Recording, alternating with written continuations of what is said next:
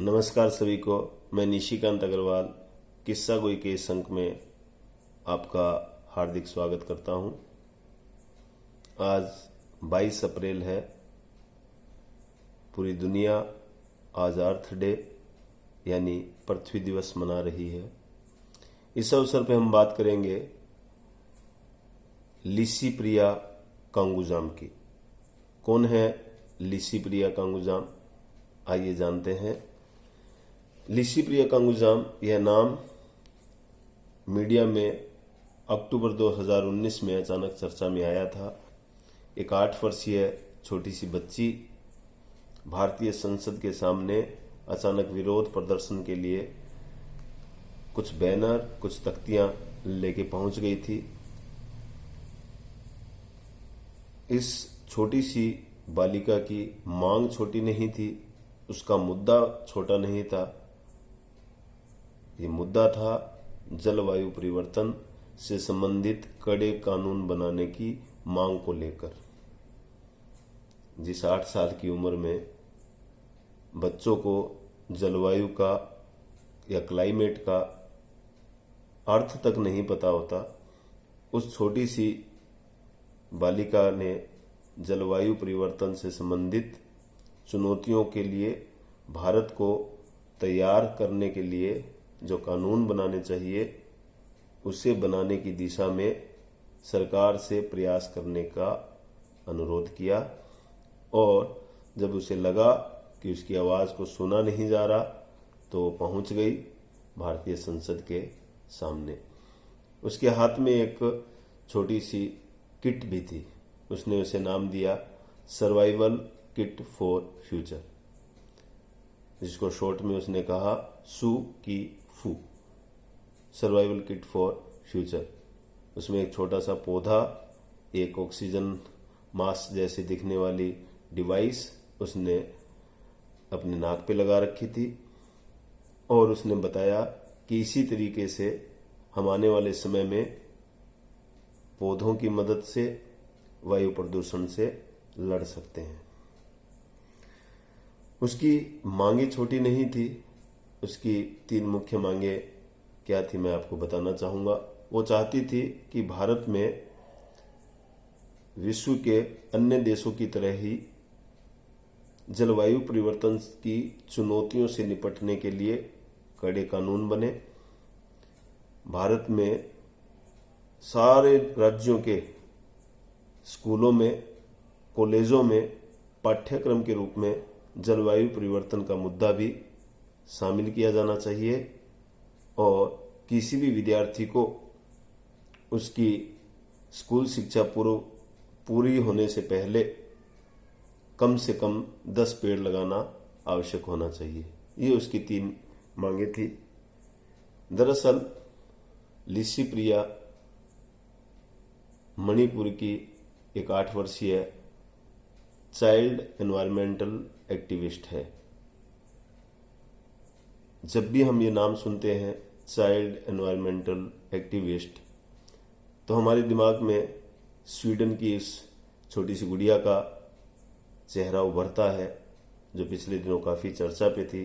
विश्व पटल पे पूरे मीडिया का आकर्षण का केंद्र बनी हुई थी। उसका नाम था ग्रेटा थनबर्ग। कुछ लोगों ने लिसी प्रिया को भी भारत की ग्रेटा कहना प्रारंभ किया, लेकिन उस छोटी सी गुड़िया ने ट्वीट करके कहा कि डियर मीडिया, मुझे भारत की ग्रेटा कहना बंद कीजिए। मैंने ये लड़ाई ग्रेटा जैसी दिखने के लिए नहीं प्रारंभ की है।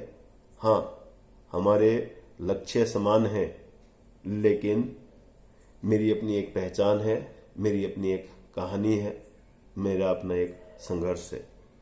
लिसी प्रिया की अब तक की 8 साल की छोटी सी उम्र की अगर कुछ उपलब्धियों पर अगर हम बात करें तो लिसी प्रिया को 2019 में अंगोला के लुआंडा सिटी में यूनेस्को पार्टनर्स फोरम का जो एक अधिवेशन हुआ, उसमें वक्ता के तौर पर बोलने का अवसर मिला।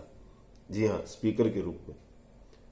और आपको जानकर आश्चर्य होगा कि उसमें बहुत सारे अफ्रीकी देशों के राष्ट्राध्यक्ष भी शामिल थे वक्ताओं के रूप में।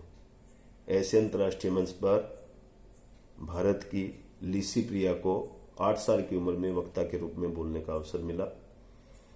उसी साल यानी पिछले ही साल 2019 में दिसंबर में स्पेन में एक बहुत बड़ा अंतर्राष्ट्रीय सम्मेलन आयोजित हुआ जिसका नाम था United Nations climate change conference, जिसको लोकप्रिय नाम COP25 के नाम से जाना जाता है। यह है यूनाइटेड नेशंस का बहुत बड़ा प्रोग्राम था। इसमें भी लिसी प्रिया ने भाग लिया।